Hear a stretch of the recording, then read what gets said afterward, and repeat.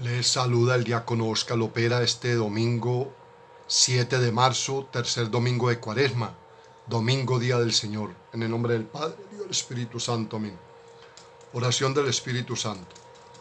Oh Espíritu Santo, amor del Padre y del Hijo, inspírame siempre lo que debo pensar, lo que debo decir, cómo debo decirlo, lo que debo callar, cómo debo actuar, lo que debo hacer para gloria de Dios, bien de las almas y mi propia santificación. Espíritu Santo, dame agudeza para entender, capacidad para retener, método y facultad para aprender, sutileza para interpretar, gracia y eficacia para hablar. Dame acierto al empezar, dirección al progresar y perfección al acabar. Amén.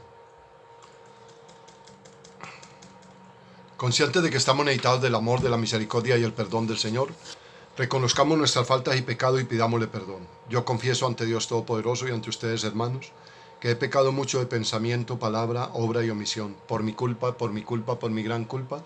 Por eso ruego a Santa María, siempre Virgen, a los ángeles y a los santos y a ustedes, hermanos, que intercedan por mí ante Dios nuestro Señor. Amén. Con un corazón contrito y humillado, acerquémonos a ese Padre de misericordia, Padre de ternura y amor, que siempre perdona nuestro pecado y nos lleva a la vida eterna. Amén. Hoy vamos a escuchar del libro del Éxodo, capítulo 20, versículo 1 al 17. Al Salmo 18 respondemos: Señor, tú tienes palabras de vida eterna. La segunda lectura está tomada de la carta del apóstol San Pablo a los Corintios, capítulo 1, versículo 22 al 25. El Evangelio está tomado de San Juan, el capítulo 2, versículo 3 y el 25. Lectura del libro del Éxodo. En aquellos días el Señor pronunció las siguientes palabras: Yo soy el Señor tu Dios, que te saqué de Egipto, de la esclavitud. No tendrás otros dioses frente a mí. No te harás ídolos, figura alguna de lo que hay arriba en el cielo, abajo en la tierra, o en el agua debajo de la tierra. No te postrarás ante ellos, ni les darás culto, porque yo, el Señor tu Dios, soy un Dios celoso. Castigo el pecado de los padres en los hijos, nietos y bisnietos, cuando me aborrecen, pero actúo con piedad por 1000 generaciones cuando me aman y guardan mis preceptos. No pronunciarás el nombre del Señor tu Dios en falso, porque no dejará el Señor impune a quien pronuncie su nombre en falso. Fíjate en el sábado para santificarlo. Durante 6 días trabaja y haz tus tareas, pero el día séptimo es un día de descanso, dedicado al Señor tu Dios. No harás trabajo alguno, ni tú, ni tu hijo, ni tu hija, ni tu esclavo, ni tu esclava, ni tu ganado, ni el forastero que viva en tus ciudades. Porque en 6 días hizo el Señor el cielo, la tierra y el mar y lo que hay en ellos, y el séptimo día descansó. Por eso bendijo el Señor el sábado y lo santificó. Honra a tu padre y a tu madre, así prolongarás tus días en la tierra que el Señor tu Dios te va a dar. No matarás, no cometerás adulterio, no robarás, no harás testimonio falso contra tu prójimo, no codiciarás los bienes de tu prójimo, no codiciarás la mujer de tu prójimo, ni su esclavo, ni su esclava, ni su buey, ni su asno, ni nada que sea de él. Palabra de Dios, te alabamos, Señor. Al Salmo 18 respondemos: Señor, tú tienes palabras de vida eterna. La ley del Señor es perfecta y es descanso del alma. El precepto del Señor es fiel e instruye al ignorante. Señor, tú tienes palabras de vida eterna.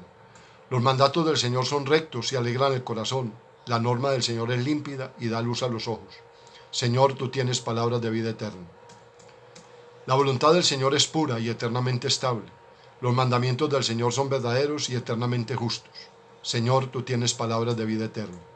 Más preciosos que el oro, más que el oro fino, más dulces que la miel de un panal que destila. Señor, tú tienes palabras de vida eterna. Lectura de la primera carta del apóstol San Pablo a los Corintios. Los judíos exigen signos, los griegos buscan sabiduría, pero nosotros predicamos a Cristo crucificado, escándalo para los judíos y necedad para los gentiles, pero para los llamados judíos o griegos, un Mesías que es fuerza de Dios y sabiduría de Dios. Pues lo necio de Dios es más sabio que los hombres, y lo débil de Dios es más fuerte que los hombres. Palabra de Dios, te alabamos, Señor. El Señor esté con ustedes y con tu espíritu. Lectura del Santo Evangelio según San Juan. Gloria a ti, Señor Jesús. Por la señal de la Santa Cruz de nuestros enemigos, líbranos, Señor Dios nuestro. Se acercaba la Pascua de los judíos y Jesús subió a Jerusalén y encontró en el templo a los vendedores de bueyes, ovejas y palomas, y a los cambistas sentados, y haciendo un azote de cordeles los echó a todos del templo, ovejas y bueyes, y a los cambistas les esparció las monedas y les volcó las mesas, y a los que vendían palomas les dijo: quitad esto de aquí, no convirtáis en un mercado la casa de mi Padre. Sus discípulos se acordaron de lo que está escrito: el celo de tu casa me devora. Entonces intervinieron los judíos y le preguntaron: ¿qué signo nos muestras para obrar así? Jesús contestó: destruir este templo y en 3 días lo levantaré. Los judíos replicaron: 46 años ha costado construir este templo, ¿y tú lo vas a levantar en 3 días? Pero él hablaba del templo de su cuerpo, y cuando resucitó de entre los muertos, los discípulos se acordaron de lo que había dicho y dieron fe a la escritura y a las palabras que había dicho Jesús. Mientras estaba en Jerusalén por la fiesta de la Pascua, muchos creyeron en su nombre, viendo los signos que hacía, pero Jesús no se confiaba con ellos porque los conocía a todos y no necesitaba el testimonio de nadie sobre un hombre, porque él sabía lo que hay dentro de cada hombre. Palabra del Señor. Gloria a ti, Señor Jesús. El culto nuevo que prefiere Jesús. La escena de hoy resulta incómoda para aquellos que tienen una idea de Jesús dulzona, blandita y siempre sonriente y condescendiente, pero también para otros muchos que no saben explicar que Jesús haga un látigo y actúe con esa violencia. Pero hay que decir que Jesús se enfada unas veces en los evangelios, en este caso de modo muy llamativo, volcando mesas, rompiendo jaulas, desparramando monedas por el suelo. A primera vista, esta reacción sería contra esa especie de mercado a la entrada del Sagrado Templo de Jerusalén, similar al que encontramos a las puertas de muchos santuarios, catedrales o lugares de peregrinación. Si esto fuera así, resultaría que Jesús la emprende con gente sencilla y más bien pobre, que se ganaba la vida de ese modo, sin tener la más mínima conciencia de que aquello pudiera estar mal. No hay nada similar en el resto de los evangelios. Y por otra parte, quienes se sienten molestos y reaccionan contra aquel revuelo no son los vendedores, sino las autoridades religiosas que deciden darle muerte por eso. Esto quiere decir que la cosa tiene mucho más calado y que hay que tener en cuenta la historia de Israel y el significado de su templo, construido y reconstruido tantos esfuerzos, y así como el mensaje de varios profetas anteriores a Jesús referidos al culto y al templo para poder entenderlo. La decisión de construir aquel edificio templo se debió al rey David, que con su mejor buena voluntad quiso seguir el ejemplo de los pueblos y religiones de alrededor. El templo reflejaba el poderío y la riqueza de una nación y de sus reyes. En la práctica, su construcción suponía un plus de impuestos y de trabajadores dedicados a ello. Así que la decisión de David no recibió la aprobación de Dios por medio de sus profetas. Ocurre tantas veces, el hombre hace cosas por Dios y para dar gloria a Dios, pero sin contar con Dios. Y también eso de hacer lo que hace todo el mundo, los otros pueblos, los demás, como si fuera un criterio suficiente y aceptable.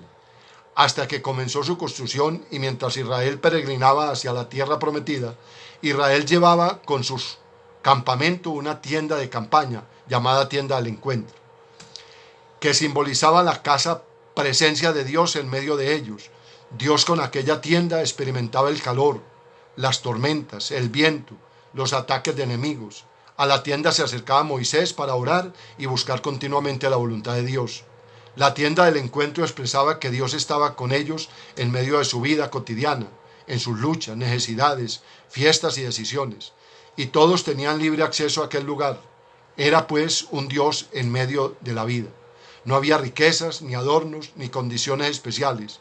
La pureza, para estar en la presencia de Dios. Sí que estaban los levitas que se encargaban de ordenar y organizar las celebraciones comunitarias.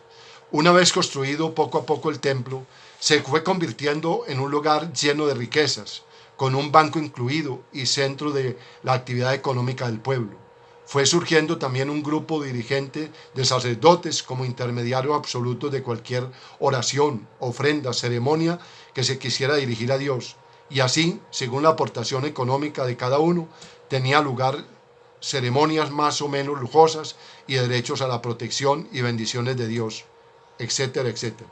Los pobres, por su parte, empezaron a ser arrinconados y a quedarse bastante al margen, fuera de ese Dios del templo. Para acceder a Dios era necesario haber estudiado y aprendido bien sus mandamientos, el decálogo, que hemos escuchado en la primera lectura, junto con otros muchos preceptos y prohibiciones complementarias que se fueron añadiendo con el paso del tiempo. 613 normas.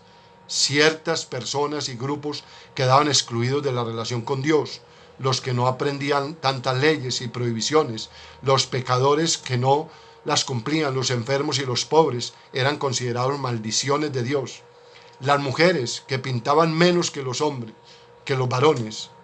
Quizá lo más serio fue que para encontrarse con Dios había que acudir a su casa, y Dios se alejaba de la vida cotidiana.